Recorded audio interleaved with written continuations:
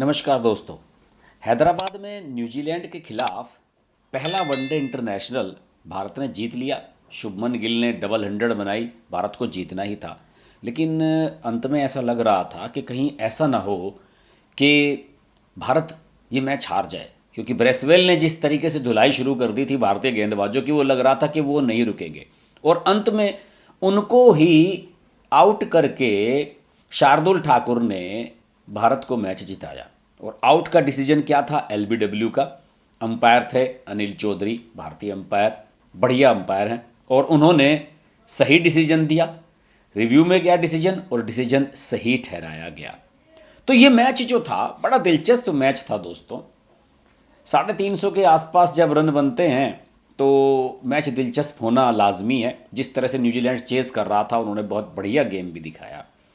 लेकिन इस मैच में शुभमन गिल की डबल हंड्रेड, ब्रेसवेल की इस शानदार बल्लेबाजी, मोहम्मद सिराज की शानदार गेंदबाजी, इन सब चीज़ों के अलावा जो एक चीज़ बहुत ही हाईलाइटेड हुई वो हुई हार्दिक पांड्या का डिसमिसल।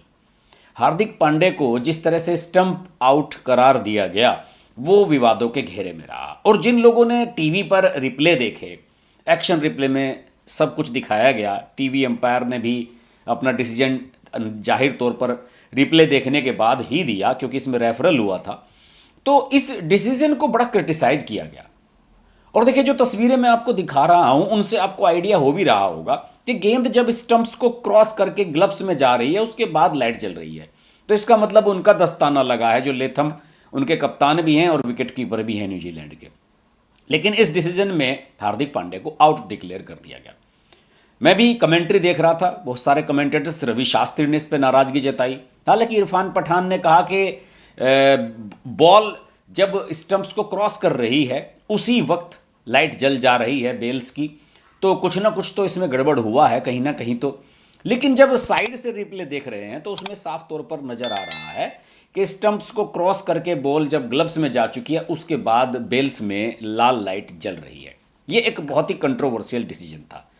और अंपायर थे, थर्ड अंपायर थे अनंत पद्मनाभन, केरल के हैं, रणजी प्लेयर भी रहे हैं, साउथ इंडियन है। आजकल अंपायरिंग में साउथ इंडियंस का बड़ा बोलबाला भी हो रहा है, क्योंकि वो अंग्रेजी अच्छी जानते हैं, ये ऐसा माना जाता है। मैंने इस पर ये कोशिश की कि एनालिसिस किया जाए कि आखिरकार इसमें मसला क्या था और चीज़ें क्या सामने आ रही हैं। दरअसल इस पूरे प्रकरण के बाद एक प्रकरण और हुआ। उस प्रकरण में यह हुआ कि जब भारत के wicket keeper Ishant Kishan wicket keeping कर रहे थे और लेथम बल्लेबाजी के लिए आए, तो ईशान किशन ने उनके खिलाफ हिट विकेट की अपील की कि बेल्स नीचे गिर गई हैं, लाल बेल्स जल गई हैं। हालांकि वो उनकी एक शरारत थी, वो सिर्फ लेथम का मजाक उड़ाना चाहते थे, क्योंकि लेथम ने 2 बार ऐसा किया था। शुभमन गिल के खिलाफ भी उन्होंने इस तरह की अपील, एक गलत अपील की थी। तो 2-3 डिसीजन ऐसे हो गए थे मैच में कि ईशान किशन ने, अब युवा लड़का है, उसने सोचा कि लेथम को थोड़ा सा सबक सिखाया जाए, तो उन्होंने लेथम के खिलाफ अपील कर दी। रेफरल हुआ। अब थर्ड अंपायर ने कहा कि नॉट आउट है, क्योंकि वो अपनी क्रीज में थे लेथम, और वो आउट थे भी नहीं, गेंद बहुत दूर जा चुकी थी। मामला ही कुछ ऐसा था। लेकिन इसके बाद सुनील गावस्कर जो कमेंट्री कर रहे थे, उन्होंने ईशान किशन की आलोचना की और उन्होंने कहा कि यार ये ठीक नहीं है, और ये इंटरनेशनल लेवल पर इस तरह के हंसी मजाक ठीक नहीं होते हैं, ये सही नहीं है और ये अच्छी क्रिकेट नहीं है। मुरली कार्तिक जो कमेंट्री कर रहे थे, उन्होंने कहा कि ईशान को अपील नहीं करनी चाहिए थी, अगर उन्होंने से सिर्फ मनोरंजन के लिए किया था तो। हालांकि इससे पहले रवि शास्त्री हार्दिक पांड्या को आउट दिए जाने के डिसीजन से नाराज थे। ये 16वें ओवर की बात है, जब टॉम लेथम कुलदीप यादव की गेंद का बचाव कर रहे थे और ईशान किशन ने उनके खिलाफ अपील की थी। तो ऑन फील्ड अंपायर ने हिट विकेट की जांच करने के लिए टीवी अंपायर को रेफर किया था और उन्हें नॉट आउट करार दिया गया था, जिसमें यह पता लगा कि बाद में ईशान किशन ने बड़ी चतुराई से गिल्लियां गिरा दी थी। ये स्पोर्ट्समैन स्पिरिट की बात तो हम कर रहे हैं, लेकिन हम इस पर चर्चा का विषय क्या है? चर्चा का विषय ये है कि अनंत पद्मनाभन ने ऐसा क्यों किया। सबसे बड़ा जो इसमें पहलू निकल कर मेरे सामने आया वो ये आया कि पिछले 3 साल से कुछ नियमन चेंज किया गया है। पहले होता यह था कि थर्ड अंपायर और टीवी डायरेक्टर के बीच में जो बातें होती थी वो ऑन एयर नहीं जाती थी, जनता को नहीं सुनाई देता था कि क्या बात हो रही है। लेकिन 3 साल पहले आईसीसी ने एक नियम में चेंज किया और उन्होंने कहा कि नहीं साहब, थर्ड अंपायर जो टीवी अंपायर है वो टीवी के डायरेक्टर से क्या बात कर रहा है, किस तरह का रिप्ले मांग रहा है, क्या उसकी प्रॉब्लम है, वो सबको सुनाई देनी चाहिए। हालांकि इससे डिसीजन पर कोई फर्क पड़ने वाला है नहीं, लेकिन इससे थर्ड अंपायर पर एक अतिरिक्त दबाव बन गया, और खास तौर से वो अंपायर जो अंग्रेजी में बात नहीं कर सकते। इसमें तो निश्चित रूप से जो एशियन अंपायर्स हैं, चाहे वो भारत के हों, चाहे बांग्लादेश के, देखे कितने अच्छे अंपायर हैं अलीम डार, वो भी इसमें नहीं कर पाते क्योंकि उनकी इंग्लिश इतनी अच्छी नहीं है। पाकिस्तान के अंपायरों को तो अंग्रेजी आती ही नहीं है।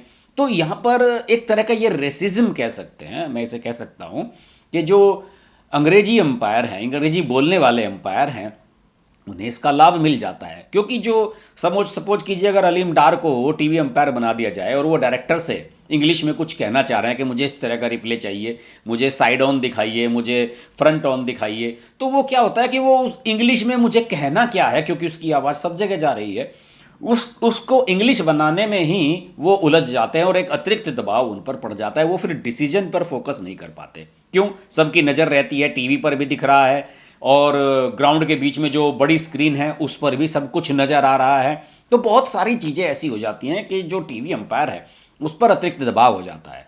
उसे डायरेक्टर से बात भी करनी है, कई दफ़ा पता लगा कान में वो हेडफोन लगाया हुआ है, अपनी ही आवाज़ सुनाई दे रही है, डायरेक्टर को उसकी आवाज़ जा ही नहीं रही है, साउंड इको हो रही है। तो ये एक अतिरिक्त दबाव है, और मैं तो इसे कहूँगा कि ये एक तरह का रेसिज्म है। और इसको रेसिज्म को सौरभ गांगुली और जो सीनियर क्रिकेटर्स हैं इंडिया के, जो बीसीसीआई आईसीसी से जुड़े रहे हैं, उन्हें इसमें इनिशिएट करना चाहिए। बीसीसीआई के जो वर्तमान अध्यक्ष हैं रोजर बिन्नी, उन्हें भी इसमें इनिशिएट करना चाहिए कि साहब जो टीवी अंपायर बात कर रहा है डायरेक्टर से, जो ब्रॉडकास्टर का डायरेक्टर है जो रिप्ले उसे दिखा रहा है, उसकी बातचीत को ना सुनवाया जाए। ये एक अतिरिक्त दबाव है। अब मान लिया पद्मनाभन है या अलीम डार हैं, अपनी भाषा में अपने डायरेक्टर को समझा सकते हैं कि भैया, हिंदी में भी कह सकते हैं कि भाई मुझे ये वाली रिप्ले दिखाओ, मुझे इससे समझ में नहीं आ रहा है, लेकिन वो इंग्लिश में इस बात को कैसे कहे, इसका उस पर अतिरिक्त दबाव हो जाता है। पाकिस्तान के तो किसी अंपायर को अंग्रेजी नहीं आती है, उन पर तो और भी ज़्यादा दबाव रहेगा। और भारतीय जो अंपायर हैं वो भी ज़्यादातर अंग्रेजी में इतने पारंगत नहीं हैं।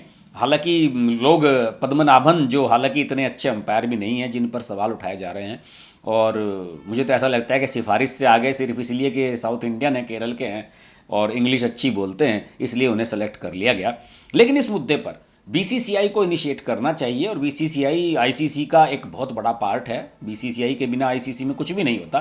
टेक्निकल कमेटी में भी हमारे लोग रहते हैं। तो नियम कायदों में मेरा मानना है कि इसका कोई मतलब नहीं है कि अंपायर के बीच में और टीवी डायरेक्टर के बीच में क्या बात हो रही है उसे ऑन एयर किया जाए। इस नियम में बदलाव निश्चित रूप से होना चाहिए। मुझे लगा कि इस मुद्दे पर आपसे चर्चा होनी चाहिए। और शुभमन गिल की बैटिंग पर, सिराज की बॉलिंग पर तो बहुत सारे लोगों ने वीडियो बनाए होंगे, लेकिन इस मुद्दे पर किसी ने वीडियो नहीं बनाया होगा।